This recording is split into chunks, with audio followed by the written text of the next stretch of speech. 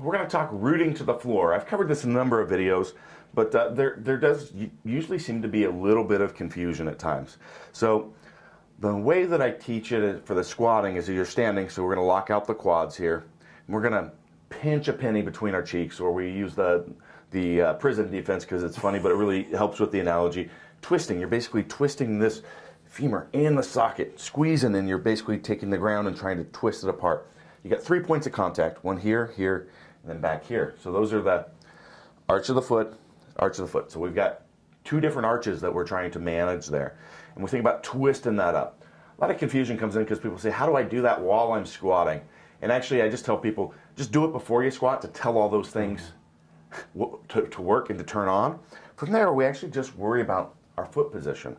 So another way to do this is imagine that you're standing on, we would never do this because we're not those silly movement gurus that don't lift weights and use exercise Bosu balls, but imagine you're standing on a Bosu ball, okay? So your feet are out there and you're gonna come in and you're gonna kind of grip and hold that bar.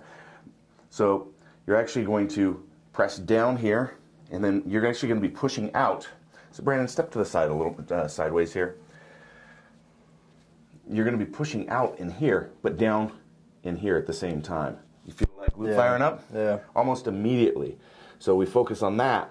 And a lot of the things are going to happen right there that we need to. Do you see that bring your arch up a little bit too?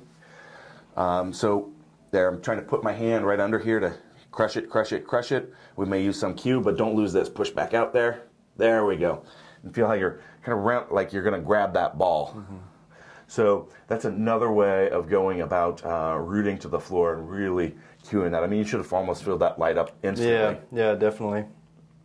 But that's what we're doing there. What the rooting to the ground is cueing, this stuff to work around the hip properly, and that's connected to this. So of course, we're not going to review kind of our bracing strategies today, but that's how all that stuff works together.